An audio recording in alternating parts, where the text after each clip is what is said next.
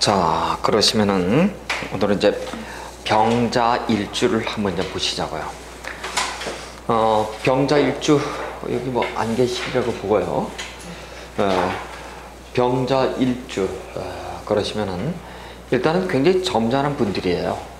아시겠습니다만 지지에 저렇게 관성이 록왕으로 들어있는 사람들은 일단은 행동거지가 반듯한 경우가 많습니다. 남녀명을 떠나서요. 그 다음에 또 남녀명을 떠나서 병자일주들은 특성이 잘생긴 사람들이 참 많아요. 미남 미녀들이. 그러니까 대체적으로 이렇게 병화를 놓게 되면은 얼굴이 먼저 동양적이에요. 그렇죠? 동양적으로 생긴 경우가 남자는 남자답게 생기고 그 다음에 여명은 여명처럼 여자답게 생긴, 그래서 미남 미녀가 이제 상당히 이제 많은 편입니다만, 일단 저렇게 여러분이 사주팔자를 일단 보시면서 일지에 이렇게 수를 이렇게 깔고 있죠. 그렇죠? 수를 깔고 있으면 그것이 자수가 되었던 해수가 되었던 어떤 십성에 관계없이 수를 깔고 있으면 일단 기본적으로 우리는 수가 있으니까 수심이 있더라 이렇게 얘기를 해요. 그러니까 이 병자일주들은 이렇습니다. 그 아주 환한 듯 밝은 듯한데도 얼굴을 보면은 왠지 모르게 측은지심, 그다음에 모성애를 불러일으키게 하거나 그러한 얼굴들이 있어요. 그것을 우리가 수심이라고 얘기를 하거든요.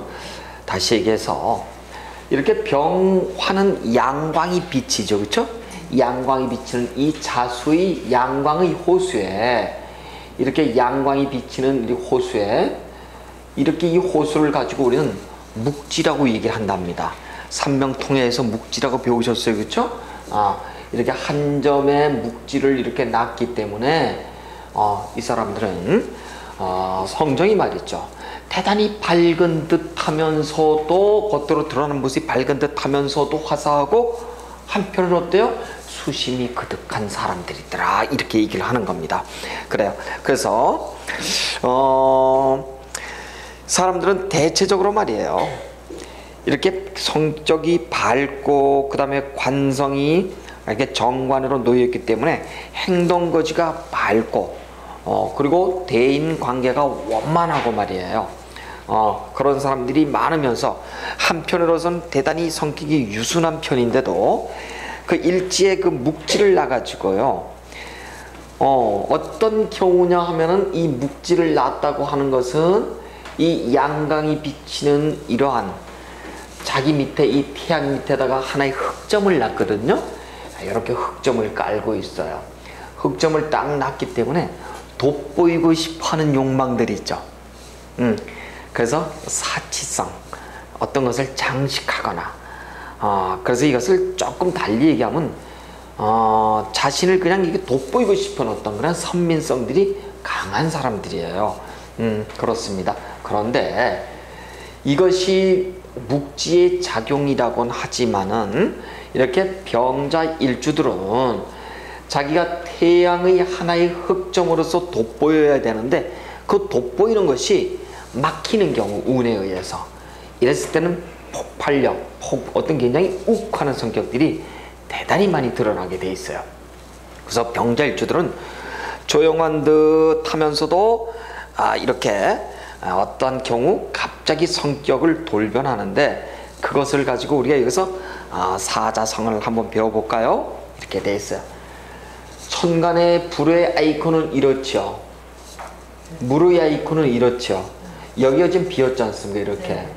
이것을 가지고 우리는 수화가 미제라 이렇게 얘기를 해요.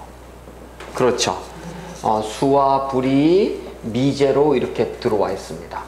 뭐 이렇게 미제니 기제니 하는 얘기는 전부 다 이제 주역에 보시게 되면 쾌에 나와 있는 얘기인데, 미제라고 하는 것은 어떤 일의 잘 그 순성이 되지 않는 경우를 얘기하고, 그 다음에 기제라고 얘기하는 것은 예를 들자면은 개사라고 하는 천을 균을 봤을 때 물의 아이콘은 이렇고 불의 아이콘은 이렇죠.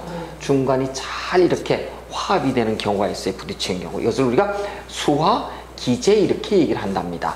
그래서 수화 기재가 돼 있느냐 미재가 돼 있냐에 따라 가지고 하여튼 그렇게 좀 바뀌는데, 미재가 돼 있는 사람들은 운의 충에 의해서 상당히 많은 성격 기복을 나타내더라 이렇습니다. 그러니까 이 수화 미재라고 하는 것을 우리가 달리 보면 이렇게 볼 수 있어요. 수화가 어떻게 돼 있나요? 상전한다 그러죠. 수화가 상전한다 또는 수화가 교전한다 이렇게 얘기를 합니다. 그래요.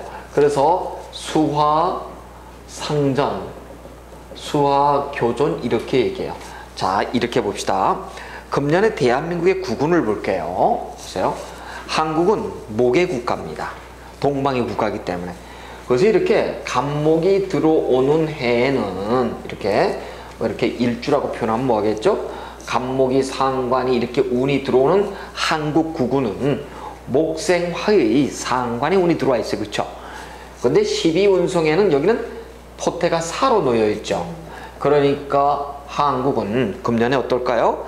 상당히 많은 것을 이루기 위해서 사회적인 상관의 기운이니까 협력과 협조와 이런 것이 필요함에도 불구하고 결과는 열심히 해봐야 사공허할 뿐이에요. 그래서 한국 사회는 금년에 어떨까요? 대단히 시끄러워요.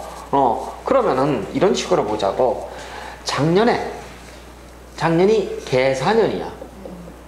그렇죠. 이 개사년의 13년의 국운을 보시자고요. 보면은 수국화 이렇게 돼 있어요. 그렇죠. 이것은 북쪽이고 북쪽이고 여기는 남쪽이에요. 그렇죠. 그러면은 여러분 잘 보셔야 돼요. 이렇게 북에서 남에서 수국화, 쉽게 말해서 기재로 이루어져 있지만 물이 불을 끄는 형국으로 들어와 있어요. 그러면 반드시 우리는 화력전에 의한 국가의 재난을 걱정하셔야 돼. 근데 이것은 북쪽에서부터 일어나는 재난이기 쉬워요. 그러니까 작년에는 핵에 대한 그런 공포, 그 다음에 어떤 그런 서해 교전에 대한 문제들, 이런 것들이 상당히 많이 일어나게 된답니다. 그래요. 틀림없어요. 그래서 한국의 사회는 내년에 이제 을미년이 이렇게 되면은 결국 개미들이 어떻다고요? 을미가 어떻게 들어가? 양으로 들어가죠? 내년에는 한국 사회가 어떻게 될까요? 개미들이, 이런 사람들이 국가의 재정을 부양하고 걱정해 줘야 돼. 그럼 내년에는 어떻게 돼요? 경기가 안 좋아질 것이다. 그래서 국민의 세금이 어떻게 됐다고요? 나가는 해야 내년에는 국가의 오지랖이 뭘로 만들어놨어요? 이 꼬라지가 되어버릴 수도 있는 거예요. 그래서 한국은 내년에 이렇답니다. 일단은요. 그래요. 어쨌든 우리는 이렇게 개사라고 하는 것을 작년에 국가의 어떤 운명을 이렇게 기재로 봤듯이 지금 병자라고 하는 것은 미재로 들어와 있어. 미재는 무엇인가가 이루어지지 않으면은 성격 기복이 굉장히 심해질 수 있음을 의미하는 겁니다. 그래요. 그래서 일단 내가 의도하는 태양의 흑점, 무엇인가가 내가 사실상 드러나야 되는데 내 뜻대로 안 되면 갑자기 욱 하는 성격이 있어. 그런데도 성격은 어때? 평소의 성격은 정관을 제대로 저렇게 낳았기 때문에 사람들이 굉장히 점잖하고 장자의 기운을 갖고 있더라. 그런데 우리는 지난 시간에 이렇게 얘기를 했어요. 간목을 놓던 이렇게 병화를 이렇게 일간으로 놓은 사람들은 대체적으로 장자의 기운이 있다라고 얘기를 했어요. 제가 그렇게 얘기를 했습니다. 그래서 일단 이렇게, 왜냐면요, 간목은 여우를 놓고요, 병화는 고양이를 낳았어요. 그쵸? 그래서 이 여우가 됐던 고양이가 되었던 일단은 새끼를 거느리고 다니는 말이죠. 그 다음에 다른 것들은 일대 배제합니다. 그래서 이게 여우든 고양이든 젖을 먹일 때 보면 여러분 반드시 이렇게 앉아서 끌어안고 먹이는 동물이 있는 반면에 서서 먹이는 동물들이 있어요. 그렇죠? 젖을 먹고 끌고 다녀 막 이제 그런 동물들이 있는데, 저렇게 간목과 병화의 이런 일주들은 저렇게 젖을 먹일 때도 반드시 앉아서 먹이는, 그래서 대단히 가정적인 사람들이 많아요. 그러니까 이 간목 병화들이 성격 유형은 굉장히 양의 발산을 나서 표출 심리가 강한다고 하더라도 집에 들어오려고 하는 귀소 본능이 대단히 강한 착한 사람들이 많습니다. 그래서 장자의 본능들을 대단히 많이 갖고 있는데, 그나마나 일지에 이렇게 정관을 깔았으니까 가정적이겠지요. 그러니까 예를 들어서 밖에서 뭔가 하나 생기면은 일단은 집에 가져고 와. 우린 대충 술 먹다가 이걸 뭘 들고 가 이러는데 반드시 챙겨갖고 하는 유형들이 병자일주들이에요. 남자들이 그렇습니다. 그리고 봉지에 집에 들어올 때 까만 뭉투에 하나, 만두레도에 하나 이렇게 들고 들어오는 사람들이 있잖아. 그 병자일주들이 그래요. 이게 장자에 저는 놓고 조금 이따 배울 우리가 태를 낳기 때문에요. 반드시 그래, 저런 사람들은요. 그래서 일단 가정이라고 하면 또 끔뻑 죽는 사람들이죠. 자, 그런데 이렇게 관살이 록왕으로 들어와 있어요. 그렇죠? 조금 이따 우리가 12원숭의 포태를 보면은 하나는 임수는 제왕으로 들어오고 개수는 걸려고 들어와서 우리가 관성이 록왕으로 들어와 있는 사람들이더라 이렇게 얘기를 합니다. 그래서 관성 록왕에 들어와 있는 사람들이 행동거지가 반듯하고 장자의 기운을 가지고 있는 사람들이더라 이렇게 얘기를 할 수는 있습니다. 자, 그런데 이제 문제는 장자쯤 되면은 사람이 어때야 되나요? 베풀어야 되잖아. 여러분, 임금의 자리가 쉬울 것 같죠? 대통령의 자리가. 아니, 쉽게 얘기하죠. 어떤 가정에 내가 장자야, 큰형이야, 큰언니고 그 자리가 쉬워요? 쉽지 않아요. 왜? 베풀어야 된다고. 윗자리는 베푸는 자리, 베풀므로서 인해 가지고 자리가 보존되는 거야. 그러니까 윗자리는 곳간에서 우리가 이집난다 그러잖아요. 주머니가 든든해서. 그래서 이게 장자들이 잘 살아야지만 집안이 평화로워요. 동생들이 잘 살면 별로 재미가 없어. 근데 저 병자에 이제 제가 단점을 얘기하는 거예요. 일찍 뭐를 낳았어요? 12포태에? 태를 낳잖아. 이 태의 이런 아이콘은 뭐예요? 하나로 탁 얘기하면 자기밖에 모르는 수성이야. 대표야. 그래서 대단히 이기주의야. 태라고 하는 것은 절이라고 하는 절초 봉생에서 태가 만들어지잖아요. 여기는 절은 남녀 구별이 없어. 그죠? 정자와 난자의 그냥 만남일 뿐이에요. 근데 태가 되면 태기가 들었으면 분명히 이것이 남녀가 구별되는, 그래서 오직 나라고 하는 정체가 확립이 되는 시기예요. 정체성. 왜? 남녀이 구별되잖아. 그래서 이 태는 대단히 유동적이야. 뭐가 유동적이냐면 가까스로 남녀가 구별돼서 만들어졌는데도 아직도 무르익 단계예요. 그래서 자기밖에 몰라. 그래서 세상 사람들이 금이야 오기야 막 아끼잖아. 태가 되면은 말이야. 그 기간이 되면은 조신하잖아. 자기밖에 몰라. 그래서 자기의 이익이 된다고 한다면은 어떻다고요? 이런 어떤 고자질도 하고 이간도 하고 막 이렇게 싸움도 붙이는 그 영역이 태예요. 그러니까 일지에 태가 들어왔다. 그럼 어떤 사람일까요? 이기주의야. 일단 자기밖에 몰라. 그러면 일지에 이렇게 무자가 이렇게 들어와 있어. 예, 무자는 뭐예요? 여기도 태를 낳았어요. 태를 낳았어. 태를 낳았는데 이 사람은 정제의 태잖아요. 관성의 태고. 그럼 이 사람은 사업가예요? 직장인이에요? 직장인이야. 정관의 태인데. 근데 이 사람은 정제의 태로 놓으니까 사업은 할 수 있는데 째째. 돈은 많이 벌 수 있어. 근데 똑같아. 째째. 이렇게 되면은. 자, 그래서 문제는 뭐냐면 저렇게 병자쯤 되면은 보세요. 아까 제가 그랬어요. 장자라 그랬어요. 장자에는 뭐 남녀가 다 들어갑니다만, 그쵸? 베풀어야 되잖아. 네. 그래야지만은 장자의 기운으로서의 그 권위가 유지될 거 아니에요. 근데 베풀까 안 베풀까? 안 베풀어.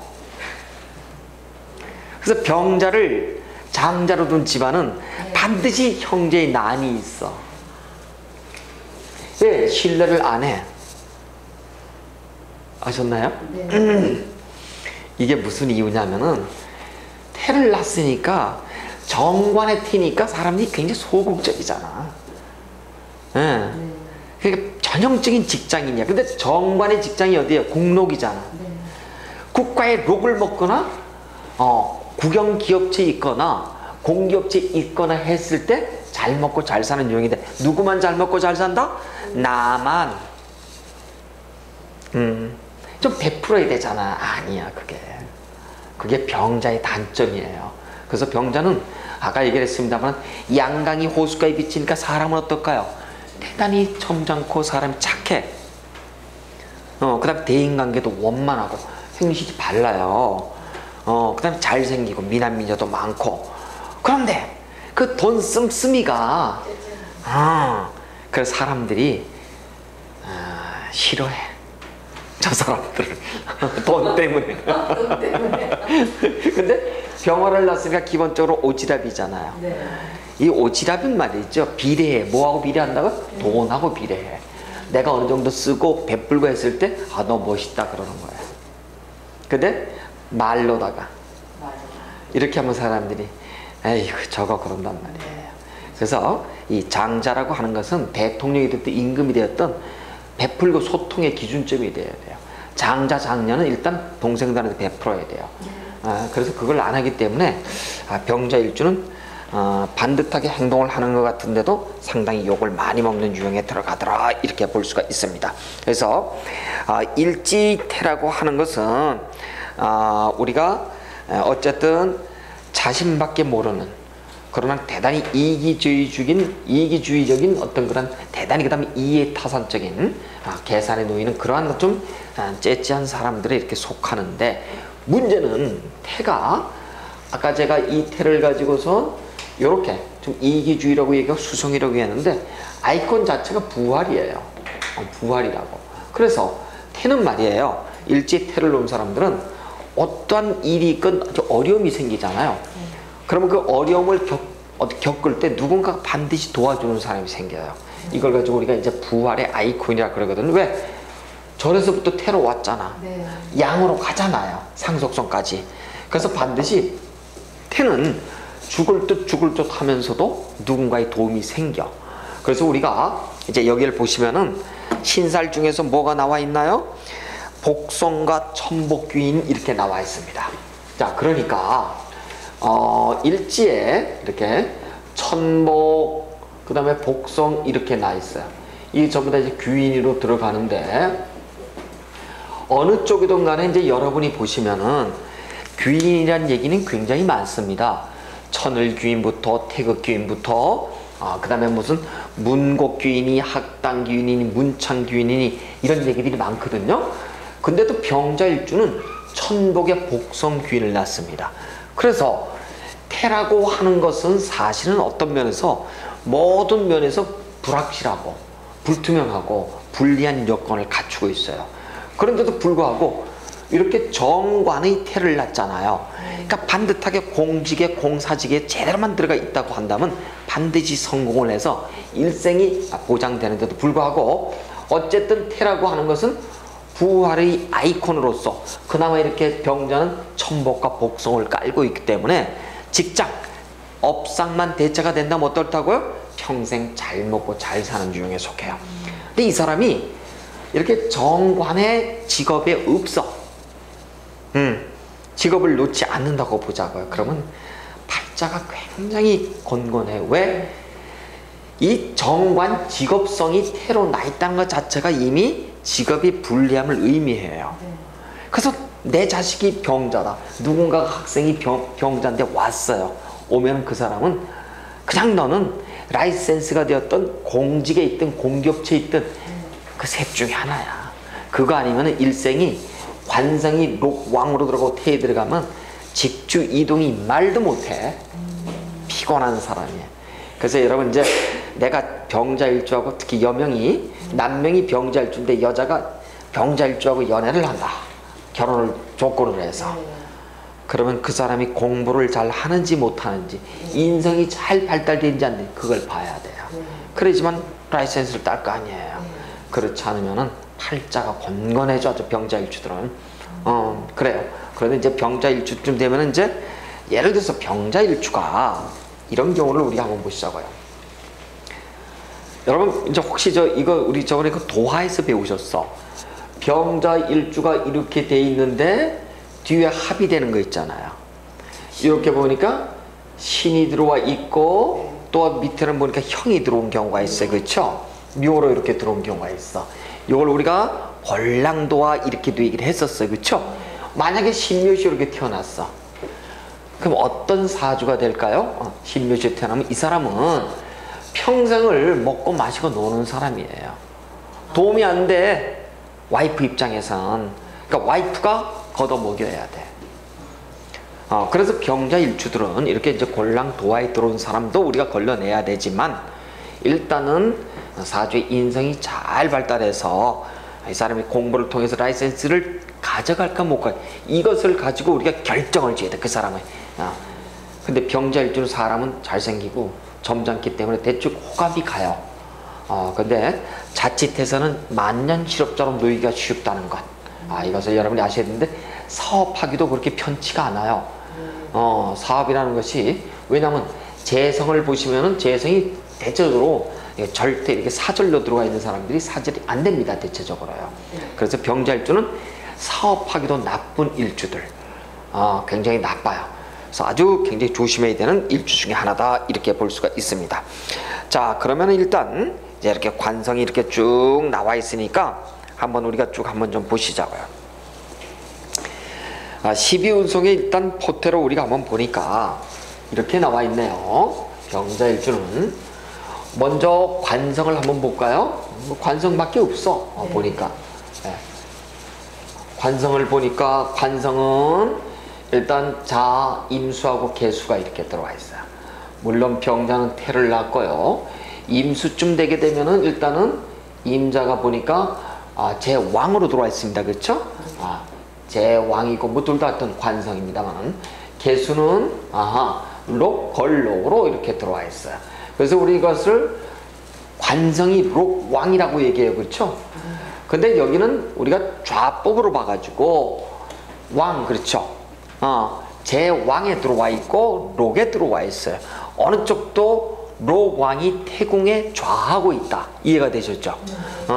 록왕이 태궁에 좌했다. 이해가 되셨어요, 이제. 그러면은 이제 우리가 걱정을 해야 될 문제가 뭐냐면, 일단 관성의 동태를 살핀다고 하는 것은 제일 먼저 누구부터 보면 될까요? 여명부터 보면 될 거 아니겠어요? 그렇죠? 여명의 입장에서 우리가 한번 살펴보자고요. 여명의 입장에서 관성이 록왕으로 들어와 있다라고 한다면은, 여명의 입장에서는 이 사람이 예를 들어서 병자일주에 남명이라고 한번 보시자고요. 병자일주에 남명이라고 우리가 본다면, 병자일주는 일단은 관성 자체, 관성 자체가 나한테는 자식이라고 보지 말고 이걸 여명부터 보시자고요. 여명의 병자부터 보시자고. 먼저 여명의 입장에서는 관성, 나한테는 남편이잖아요. 남편의 입장이, 관성이 록왕으로 들어와 있어. 그러면은 여명의 병자의 남편이 록왕은 직업이 어떨까요? 관급과 관련한 그런 직장인, 반듯한 직장을 가지고 있는 사람과 결혼할 확률이 굉장히 높거나, 또 하나, 두 번째, 또 공명심 있지 않습니까? 공명심이 강한 남편과 인연할 확률 100%예요. 그러니까 이런 경우입니다. 병자일주의 여명이야. 병자일주의 여명인데 남편이 공직자가 아니에요. 그러면은 대체적으로 고생합니다. 공직자가 아니면은 어떤 남편일까요? 공직자의 공명심을 갖고 있는 남편이죠. 그러니까 대체적으로 공무원 되고 싶은데, 나는 출마하고 싶은데, 이런 남편하고 만나는 거예요. 그러니까 허영심이라 그럴까? 어떤 공명심이니까 출세욕이 강한 남편을 만나니까 아주 피곤해요. 그 다음에 이제 여명의 입장에서 세 번째, 관살이 혼잡돼 있나요? 혼잡돼 있죠. 그래요. 관살이 혼잡된 사주치고 남자가 남자로서의 그 남편으로서의 구실이 제대로 안 돼. 절대 이거는 말이에요. 그러니까 병자일주의 여명이 공직의 어떤 생활을 하는 사람과 만나서 산다면 별개 문제지만, 그러지 않다고 한다면 공명심은 강한데 관살이 혼잡돼 있으니까 이것은 관살이 혼잡된 남자는 어떤 남자예요? 성격이 잔소리가 말도 못하게 심한 사람이에요. 그러니까 병자일주의 여명들은 아주 깐깐한 남편하고 만나는 거예요. 그러니까 팔자가 어때요? 편치가 않아. 그래서 병자일주의 여명들은 대체적으로 별난 남편을 만났기 때문에 어떻다고요? 이혼하는 경우가 대다수랍니다. 하여튼요. 그래요. 그래서 일단 이렇게 이제 보시면은 남편의 기는 관사를 낳기 때문에 로강을 낳기 때문에 대단히 강할 거고, 그 사람이 업상이 대체가 되지 않았다고 한다면 직업의 이동은 말도 못할 거고, 그리고 남편이 관살이 로강이니까 자존심은 더럽게 강할 거고, 그러면서도 관살 혼잡의 남편이라 잔소리가 말도 못할 거고, 이미 다 나와 있어. 그러니까 병자일주들은 대체적으로 여명이 40세가 넘으면 어떻다고요? 이혼하기가 십상이에요. 미안한 얘기지만. 그래요. 그래서 팔자가 굉장히 드세요. 병자일주들의 여명들이. 근데 아까 얘기했지만 병자일주들은 남여명을 떠나서 미남이 많아요. 굉장히 많다고. 근데 불행하게도 남편 복이 없어. 그런데 내가 일주에 보니까, 일주가 아닌 사주에 보니까 또 관살이 또 어딘가에 또 혼잡돼서 놓여 있겠죠. 놓여 있거나 또 동착이 될 수도 있죠. 행운에서 들어올 수도 있죠. 그러면은 병자일주는 예를 들어 이렇게 보시자고요. 병자일주가 자수를 놓거나 해수를 놓거나 진을 놓거나 이럴 수도 있죠. 이게 물론 어느 쪽이 없어 상관없지만, 이러면 전부 다 관살에 지금 전부 다 지금 떠 있는 거잖아요. 저렇게. 그러게 된다면은 이런 여명들은요 거의 정체성을 찾아보기가 힘들어. 아주 무기력하고 아주 소심하고 겉보고, 태를 낳잖아. 태 자체가 겉보 아니에요, 그렇죠? 자기밖에 모르는 겉보란 말이에요. 그래서 세상을 혼자 독립해 나가 살 수가 없을 정도로다가 무기력한 상황에 처하는 겁니다. 그래서 이 병자일주가 이렇게 관살이 혼잡되면 항상 한다는 얘기가 있어. 만나면은, 우리가 만나면 얼굴이 참 좋게 보이네요. 이렇게 또 이렇게 거짓말도 하고 좀 그래야 되잖아. 누구 말 맞다나 직업이 그 피부 마사지를 하시는 분들은 얼굴을 보자마자 어머 얼굴이 왜 그래? 이렇게 얘기를 해. 응? 그게 그래 직업의식에 나와. 나한테 와서 빨리 받으라는 얘기야. 근데 요 정도 되면은 병자일주들은 뭐라 그러냐면 보자마자 아휴 죽겠어요 이런단 말이야. 이게 처음 그 퍼스트 임프레션이 처음 만났을 때 그 사람이 나한테 주는 게 있어요, 그렇죠? 아주 그 사람이 하는 얘기가 있어. 아주 피곤하게 보여도 인생이 참 좋네요 오늘 얼굴색이 좋네. 이 거짓말도 할 수 있어야 되는데 딱 보자마자 아이고 아파, 아휴 이런단 말이야.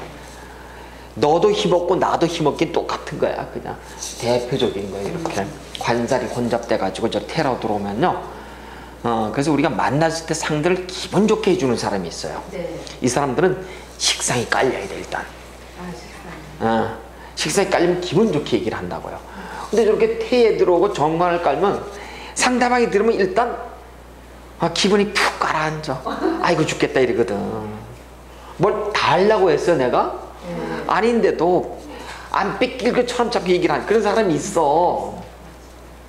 내가 뭘 달라고 했냐고. 그래서 죽겠다고 먼저 얘기한단 말이에요. 그래서 일단 병자일주들은 왜 그런지 모르지. 이게 다 나와 있어. 그 본인의 그 단점이라고 하면 내가 언제 그랬어 그렇게 얘기를 한단 말이에요. 근데 볼 때마다 그런 인상을 지울 수가 없습니다. 이것이 바로 이렇게 정관 편관이 저렇게 들어와 있는데, 자 다섯 번째, 이렇게 정관 편관은 나의 직업성이에요, 그렇죠? 직업성이 저렇게 혼잡이 돼 있으면 들어오는 것이 뭐냐면 직업과 주거의 이동이 빈번한 거예요. 아주 빈번해요. 그러니까 직주의 이동의 빈번을 잡기 위해서는 일찍부터 반듯한 공직을 갖지 않으면 안 돼. 되게 일주가 말이에요. 이렇게 정관으로 딱 놓이는 사람들은 어쩔 수가 없어요. 그렇게 해야 돼요. 또 근데 저런 사람들이 사업가 어떻게 연계 짓는다면은요 망해먹기 일쑤입니다. 일단은요. 그래서 일단 이렇게 여명의 입장에서 병자의 그러한 상황, 병자 여명의 입장에서 이렇게 보게 되면은 이러한 상황들에 놓일 확률이 거의 100%. 그래서 이상하게도 이혼녀가 어떻다고요? 병자일주는 많어. 미안한 얘기지만 얼굴은 반듯한다. 그럴 수밖에 없어요, 상황이. 근데 여러분, 우리가 진술충 및 사고를, 관을 거기다 놓게 되면은 남편은 두드려도 내가 집에 가주로서 끌고 간단 말이에요. 고독한 팔자지만. 근데 병자일주 되면 내가 끌고 가지를 못해. 왜? 무기력하기 때문에. 그래서 상대방이 아주 피곤해져. 볼 때마다 아이고 뭐 이런 일만 힘이 빠져. 그래서 상대방에게 그 엔돌핀 바이러스를 주는 사람이 있잖아요. 그런 반면에 또 반대의 그 바이러스를 주는 사람들도 있잖아요. 그래서 상당히 어떤 그 병자일주들은 상대방을 많이 배려할 수 있는 그런 어떤 여력이 돼야 되는데, 태를 낳았으니까 어떻다고요? 자기 것 챙기는데 급급한 사람들, 대단히 이기적이야. 계산적이고. 그건 왜 그런지 다시 한번 우리가 뒤에서 쭉 설명을 한번 드릴게요. 자, 이번에는 우리가 비겁에 대해서 우리가 이제 한번 좀 보시자고요. 비겁에 대해서 한번 좀 보시면, 여기에 또 하나 설명을 더 드려야지. 자식에 관해서 한번 좀 보시자고요. 남명의 관계로 한번 보셔야지, 그렇죠?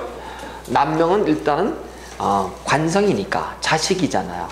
남명의 관성은 자식인데, 자식이 이렇게 록왕으로 들어오면요, 자, 이런 경우입니다. 남명이 자식으로 들어오게 되면, 록왕으로 들어오게 되면은 일단 자식은 현달할 수는 있어. 근데 병자일주들은 자식 덕을 볼 수가 없습니다. 미안한 얘기지만. 왜? 태궁에 놓여 있기 때문이에요. 그래서 병자일주들은 대체적으로 장자의 기운을 가져서 자식들을 자기 수하에 끌어안아서 교육을 시켜. 데리고 있으려고 그러는데, 내가 태궁에 낳기 때문에 일찍 어떻다고 병자일주들은 보내야 돼. 떨궈놔야 돼요. 그래야지만 자식들하고 자수성가하고 자식들하고 이 다음에 인연을 오래 가질 수 있습니다.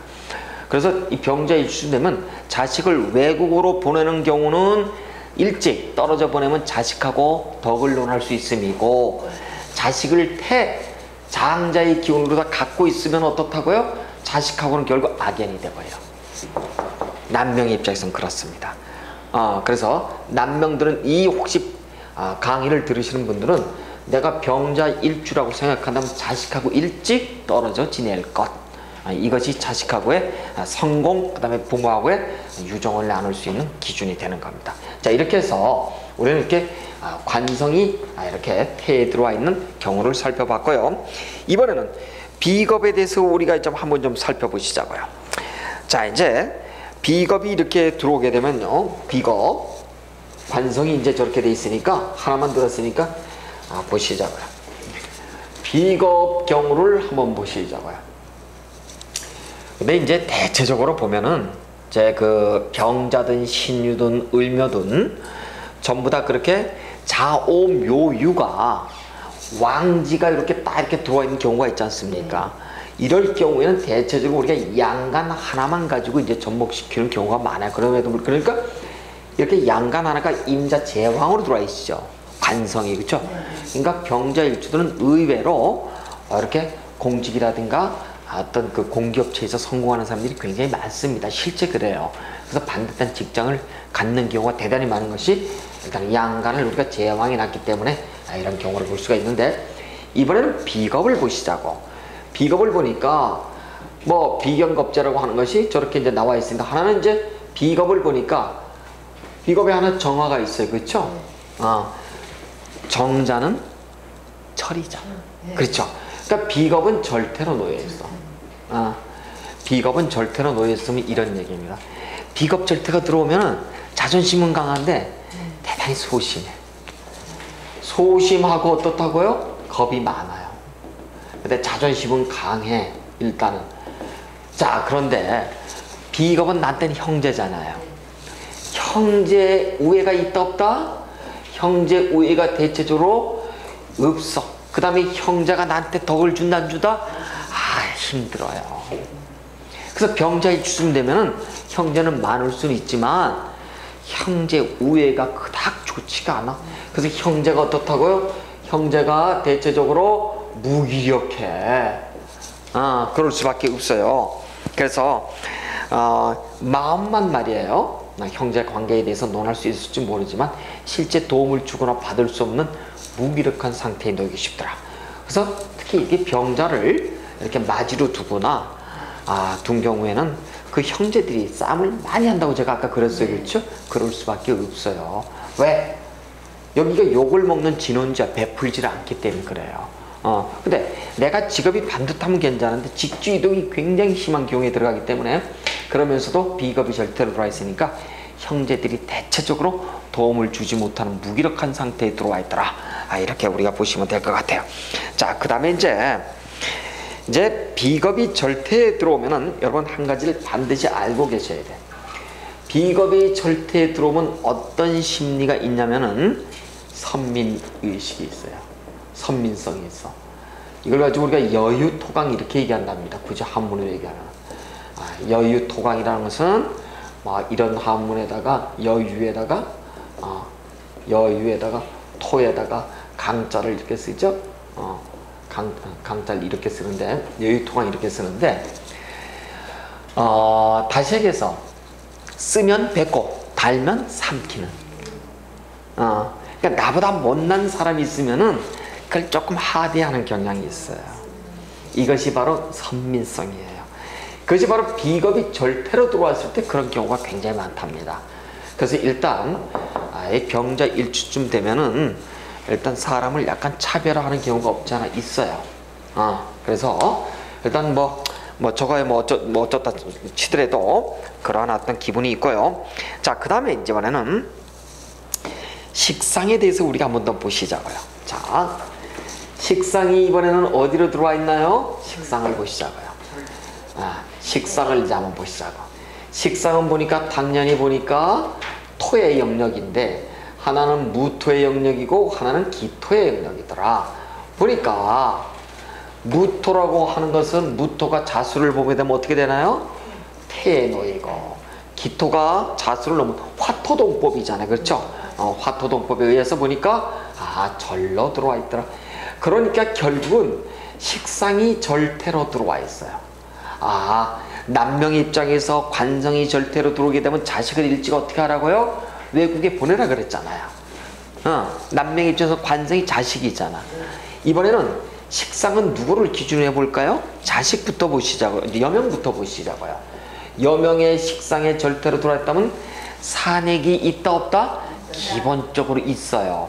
기본적으로 있기 때문에 여명의 경우에는 이 식상이 절대로 들어오면 대체적으로 자식을 봐도 딸을 많이 본답니다. 남명도 그래요. 남명도 대체적으로 이제 그런 경우가 많은데 어쨌든 자식 놓는 거는 누구예요? 부인 여자잖아요. 여자가 식상이 절대로 들어오면은 대체적으로 딸을 많이 낳아요. 그런데 자, 식상이라고 하는 것은 나한테 하나의 뭐예요? 우리가 심리 이게 인재로 보면 감성계죠. 감성계의 발달이 잘 안 돼 있어. 그러니까 사람은 점잖은데 식상이 절대니까 어떨까요? 오지랖인 듯해도 굉장히 소극적이에요. 그래요. 물론 이제 사주팔자가 또 식상이 시간으로 발달된 사람은 말도 참 잘하겠죠. 그러나 병화를 낳았으니까. 그렇지만 대체로 식상이 절대되면 이렇게 들어오면 아주 굉장히 수줍음을 잘 타고 그래요. 그래서 일단 여명의 입장에서는 이제 저렇게 식상이 절대로 들어와 있으니까 자식을 놓긴 놔도 딸을 많이 놓을 확률이 높고, 그 다음에 또 하나 자식을 놓게 되면 자식이 어머니의 말을 들을까요? 안 들을까요? 안 들어요. 그러니까 자식이 어머니를 어떻게 한다고요? 휘두르기 쉽더라. 그래서 병자 일주쯤 되면은요 자식한테 휘둘려 사는 경우가 여명인 경우에요 많습니다. 그 이유가 식상 절대를 놓으면요 자식이 강해져요. 자, 그 다음에 이번에는 남명의 입장에서 한번 보시자고. 남명의 입장에서 식상이 절대로 들어오면 이게 식상은 넘친다. 예를 들어서 넘치면 가는 것이 재성이잖아요. 그렇죠? 식이 넘치고. 근데 넘칠 수 있는데 못 넘치지요. 그러니까 기본적으로 남명이 식상 절대로 들어오면 처갓집하고 유정할까요? 무정할까요? 무정해. 그러니까 틀림없어. 병자일주의 남명 그러면 처갓집하고는 관계는 형식적인 거예요. 그 다음에 병자일주의 여명. 그래도 그래. 그렇지만 어쨌든 병자일주들이 되면은 이렇게 되면은 남명의 입장에서는 어쨌든 간에 이렇게 재성이 식상이 이렇게 절대로 들어오면 식상이 절대로 들어왔으니까 재성으로 못 가죠. 그러니까 처갓집하고는 그리고 이게 와이프가 예쁘면 처갓집 말뚝만 보고서도 절을 한다 그러는데 식상이 절대로 들어오면은 대체로 그렇게 하기가 힘들어요. 그렇습니다. 그래서 일단 남명의 입장에서는 식상이 일단 절대로 들어와서는 이렇게 식상이 절대로 들어오면요, 이렇게 식상이 절대로 들어오는 해에 건강이 굉장히 나빠져요. 식상 절대는 건강과 관련이 있는 운이거든요. 그래서 이제 그 점을 한번 여러분이 좀 잘 보시고, 그 다음에 이제 식상이 이제 절대로 됐으니까 남명 경우에는 뭐 하여튼 어쨌든 처갓집하고도 어쨌든 무정지상이지만은 재성으로다가 이게 오버플로 넘치질 않기 때문에 병자 일주의 남명은 재성을 위해서 쉽게 말해서 식생제가 잘 안 되죠. 식생제가 잘 안 돼. 그렇기 때문에 부인한테 어떨까요? 부인에 대해서 무정해요. 식상이 절대로 남명인 경우에는 재가 안 가, 재로 안 간다고.